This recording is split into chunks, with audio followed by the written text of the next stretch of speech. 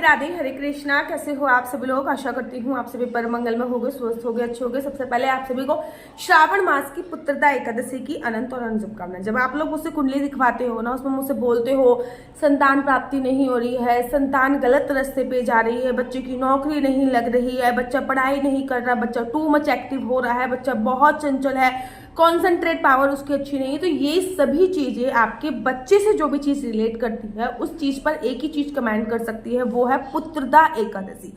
नाम से ही प्रतीत हो रहा है पुत्र को दिलाने वाली या फिर संतान को देने वाली एकादशी का नाम पुत्रदा एकादशी बोला जाता है। बहुत इंपॉर्टेंट एकादशी है, इस पे आपको कुछ कुछ बातों का ध्यान रखना है। नंबर एक, एकादशी का जो व्रत होता है वो त्रिदिवसीय व्रत की श्रेणी में आता है। अगर आप एकादशी का व्रत रखते हो बहुत ही सर्वोत्तम है, लेकिन अगर आप एकादशी का व्रत नहीं रखते तब भी अपनी संतान के लिए और होने योग्य संतान के लिए, बच्चों को सक्सेसफुल बनाने के लिए पुत्रदा एकादशी का व्रत अवश्य करो। पूरे साल भर में 26 एकादशी आती है। वैसे तो 24 एकादशी आती है, लेकिन जब भी अधिक मास होता है तब भी 26 एकादशी आती है। लेकिन जो ये पुत्रदा एकादशी है ये साल में 2 बार आती है, तो सोचो इसकी वैल्यू क्या होती होगी।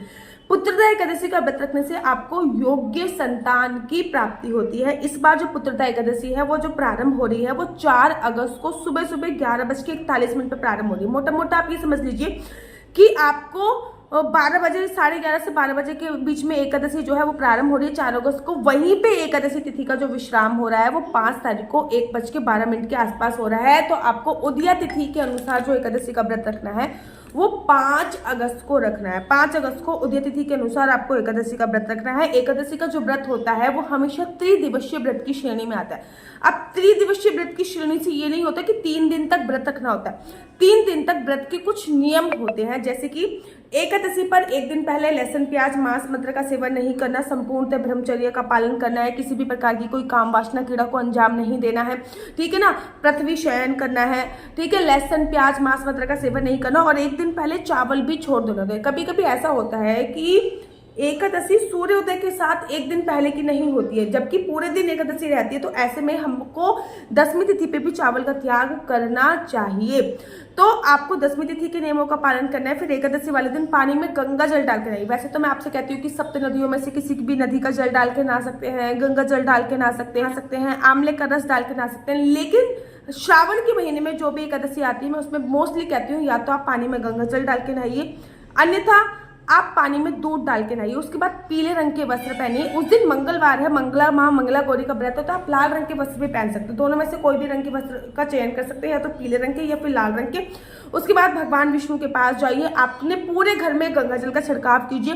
फिर आप आपके जो भी सीमित बिगड़े हैं, जैसे कि राधा रानी हो गई, लड्डू गोपाल हो गए, जुगल जोड़ी सरकार हो गई, उनको पंचमृत से स्नान करें। देखो नियम मान लीजिए कि जब भी एकादशी होगी या फिर अमावस्या होगी या फिर पूर्णमासी होगी या फिर महीने का कोई भी बड़ा फेस्टिवल होएगा, तब हम अपने बाल गोपाल, लड्डू गोपाल को और जुगल जोड़ी सरकार को पंचमृत से स्नान करेंगे। रोज स्नान तो वैसे सिंपल जल से कराते हो, लेकिन जब भी कोई बड़ा उत्सव होएगा तब हम पंचमृत से स्नान करेंगे। ऐसा आपको नियम बांध लेना है। अब नियम बांधने के बाद आपको क्या करना है, पंचमृत से स्नान कराकर आपको सबसे पहले एक जोत जलानी है। जोत जलाने के बाद सबसे ही पहला काम किया जाता है संकल्प लेने का, ठीक है ना।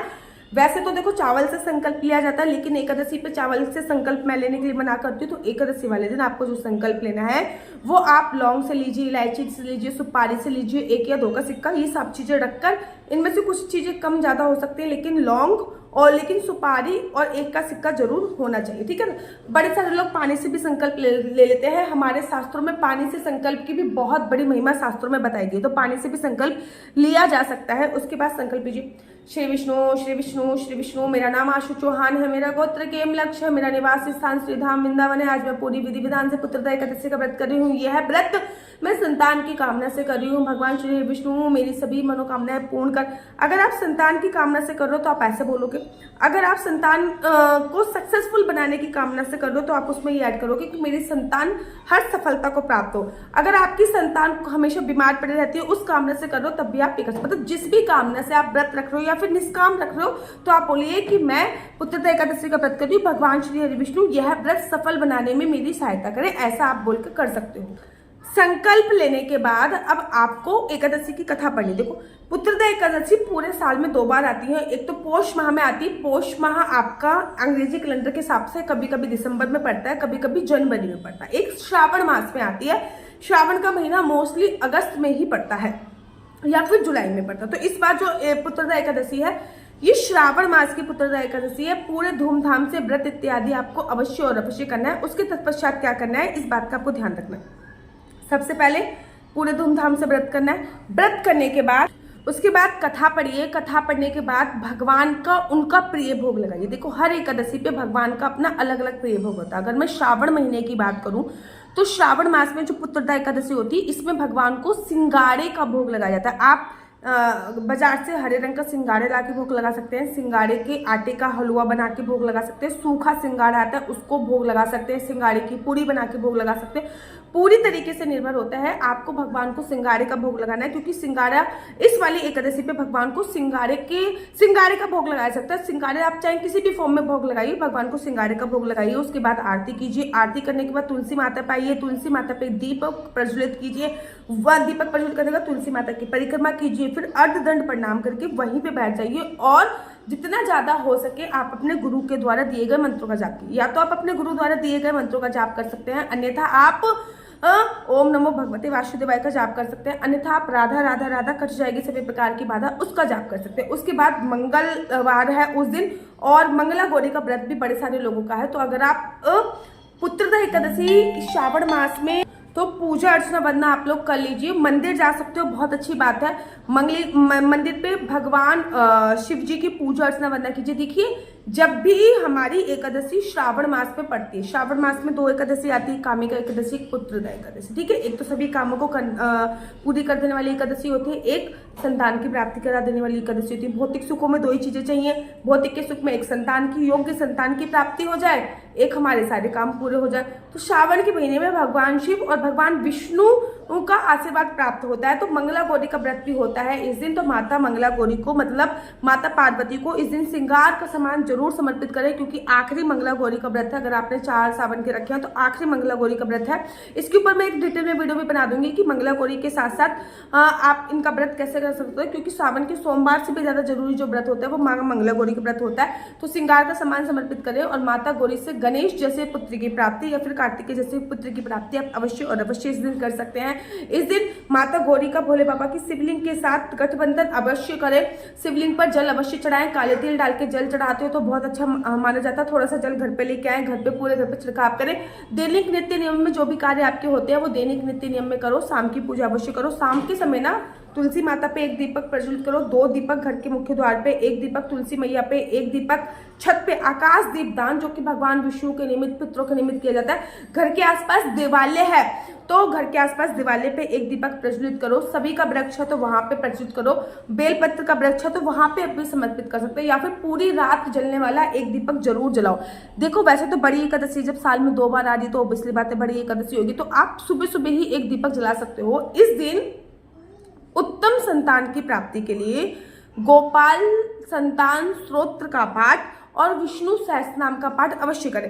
इस दिन बोला जाता है, इस दिन से संकल्प लेकर अगर आप 40 दिन तक लगातार गोपाल संतान स्तोत्र का पाठ करते हैं तो आपको योग्य संतान की प्राप्ति होती है। इस दिन हस्बैंड वाइफ दोनों को संकल्प लेकर व्रत रखना चाहिए। एक अखंड ज्योत जलानी चाहिए। अखंड ज्योत पे लिखना है मुझे संतान की प्राप्ति हो रही है, ठीक है ना। एक कागज लेना है, कागज पे ये लिखना है मुझे संतान की प्राप्ति हो रही है। कागज को फोल्ड कर उसके ऊपर अखंड ज्योत जला देंगे। कागज को नीचे रखा, उसके ऊपर अखंड ज्योत जला दी। अगले दिन जब एकादशी खत्म होगी तो इस कागज को आपको हल्का सा जला के जो इसकी राख होगी उसको हवा में उड़ा दीजिएगा। जब आप ब्रह्मांड में उड़ा दोगे तो आपको इसकी एनर्जी जो होती है वो मिल जाएगी। और एकादशी से प्राप्त होकर 40 दिन तक आपको गोपाल संतान स्तोत्र का पाठ अवश्य करना है। इस दिन लड्डू गोपाल की सेवा पूजा अर्चना वंदना करने का विशेष महत्व होता है। जो भी कोई संतान की प्राप्ति चाहते हैं इस दिन लड्डू गोपाल को पंचामृत से या फिर कोई भी धातु सहित जल से स्नान कराइए। 1 लोटा लीजिए, उस लोटे में दूध डाल दीजिए। दूध डालने के बाद एक अपनी कोई भी अंगूठी ले लीजिए, चांदी का सिक्का सोने का सिक्का ले लीजिए, वो इसमें डाल दीजिए। उसके बाद ये हो गया धातु वाला जल। तो इस धातु वाले जल से स्नान करिए। कहते धातु वाले जल से स्नान करने से सभी प्रकार की सभी मनोकामनाएं पूर्ण हो जाती हैं। तो बाकी संतान प्राप्ति के लिए क्या कर सकते हैं इस दिन, योग्य संतान की अपने योग्य संतान के लिए क्या करें, संतान को योग्य बनाने के लिए भी कुछ उपाय किए जाते हैं, वो नेक्स्ट वीडियो में बताऊंगी। मेरा नंबर आपको नीचे स्क्रीन पे दिख रहा होगा। मेरा नंबर है 4/9 20 25 65। I repeat again 4/9 20 25 65। आपका बच्चा जॉब करेगा या बिजनेस करेगा बिजनेस करेगा तो किस फील्ड में बिजनेस करेगा, जॉब करेगा तो किस सेक्टर में जॉब करेगा, क्या है आपके बच्चे का लकी नंबर, क्या है आपके बच्चे का लकी कलर, क्या कुंडली में सरकारी नौकरी का योग है या नहीं है, विदेश जाने का योग है या नहीं, संतान प्राप्ति का योग कब है, आपकी कौन से ग्रह नक्षत्र सही चल रहे हैं, कौन से सही नहीं चल रहे, बिजनेस चलते चलते अचानक से रुक गया, ये सभी जानकारी मैं आपको कुंडली के माध्यम से प्रोवाइड कराती हूँ। याद रखिए कुंडली देखना बिल्कुल भी फ्री नहीं, कुंडली देखने के थोड़े से चार्जेस हैं।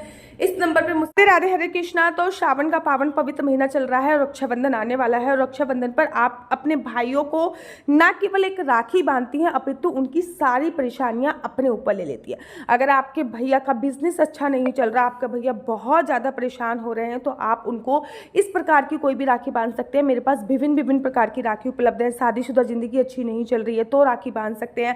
आपके भैया हमेशा बीमार रहते हैं तो उनके लिए कौन सी राखी हो सकती है।